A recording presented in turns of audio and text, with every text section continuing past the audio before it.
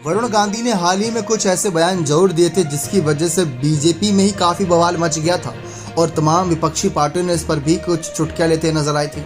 लेकिन मेनका गांधी ने इस पर बचाव करते साफ कहा था कि वो ट्विटर पे सब बातें कहते हैं, उनका नेचर इतना अग्रेसिव नहीं है। यानी वरुण गांधी को एक अग्रेसिव नेता के तौर पर देखा जाता है, जिनके रास्ते में कोई भी आता है जनता की सेवा भाव से उनका सबका आदर सत्कार करते हैं, लेकिन अगर कोई खिलाफत में आता है तो उनको आड़े हाथ लेते हैं, चाहे उनकी अपनी ही सरकार क्यों ना हो, उनकी अपनी ही नीतियां क्यों ना हो।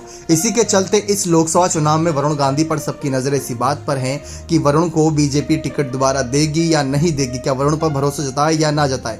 क्योंकि पिछले कुछ समय से वरुण गांधी बीजेपी के कुछ नीति कार्यक्रमों से शिरकत करते नजर नहीं आ रहे हैं। भले ही नए संसद भवन के उद्घाटन के वक्त वरुण गांधी मौजूद थे, संसद सत्र के वक्त मौजूद थे, लेकिन अगर देखा जाए तो हाल ही में बीजेपी के 9 साल पूरे हुए थे सरकार के, वहां पर ज्यादा शिरकत नहीं करी। नगर निकाय चुनाव में एक निर्दलीय प्रत्याशी के लिए उन्होंने वोट अपील कर दी थी, तो वहां से काफी सुर्खियां बटोरी उन्होंने।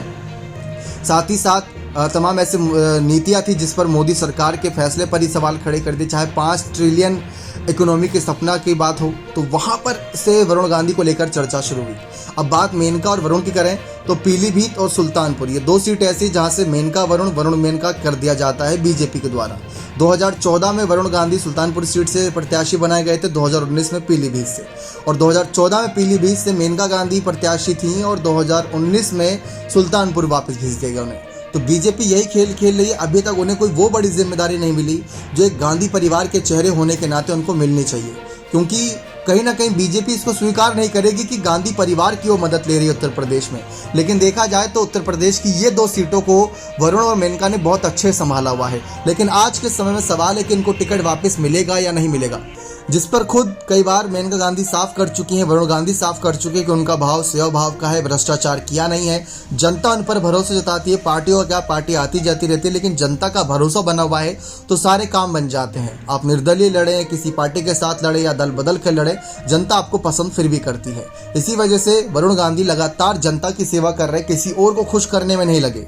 लेकिन बात अब सारी बीजेपी पर आती है और कांग्रेस पर आती है, क्योंकि कांग्रेस कुछ हद तक सीरियस नजर आ रही है वरुण गांधी जैसे नेताओं को अपनी पार्टी में शामिल कराने के लिए। राहुल ने भारत जोड़ो यात्रा तो कर ली, लेकिन परिवार जोड़ो यात्रा का क्या? ऐसे कई सारे नेताओं ने आवाज उठाई थी कि पहले परिवार तो जोड़ लो। जब राहुल गांधी पर कई सारे नेताओं ने एक साथ निशाना साधकर चिट्ठी भेजी थी, तो वरुण गांधी का मुद्दा भी उसमें उठा दिया, यानी परिवार के मुद्दे को भी उसमें उठा दिया।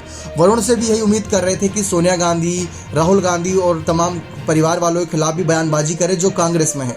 तब वरुण ने इनकार कर दिया था, उन्होंने कहा था पारिवारिक मामला है, उनको ना नेहरू से दिक्कत है ना कांग्रेस से दिक्कत है। राहुल गांधी भी कह चुके हैं कि उन्हें वरुण गांधी से दिक्कत नहीं है, उनकी विचारधारा से दिक्कत है। तो दिक्कत किसी को किसी से नहीं है, बस यही है एक मौके की तलाश। मौका क्या बीजेपी खुद दे देगी इस बार? वरुण को एक मौका देगी, क्योंकि अगर दिया मौका कि वो पार्टी छोड़ने के लिए मजबूर हो तो फिर आगे वरुण क्या करेंगे आप जानते ही हैं। सपा के द्वार भी खुले हैं, कांग्रेस के द्वार भी खुले हैं, अगर निर्दलीय भी उतरते हैं तब भी उनको जनता पसंद करती है। लेकिन मेनका गांधी का, वरुण गांधी की राजनीति पर फैसला यही है कि वरुण बीजेपी के साथ ही बने रहेंगे, क्योंकि सुल्तानपुर से सांसद मेनका गांधी लगातार बीजेपी के लिए सक्रियता से काम कर रही हैं। हाल ही में कुछ त्यौहार भी बनाती नजर आए, चाहे रक्षाबंधन का त्यौहार हो, कोई भी त्यौहार हो, सारे धूमधाम से वरुण गांधी और मेनका गांधी बीजेपी के साथ मना रहे हैं। लेकिन थोड़ी विचारधारा की बात अब यहाँ पर अटक रही है। देखते हैं अगला कदम वरुण गांधी का क्या रहेगा। बने रहे चैनल के साथ। बहुत बहुत धन्यवाद।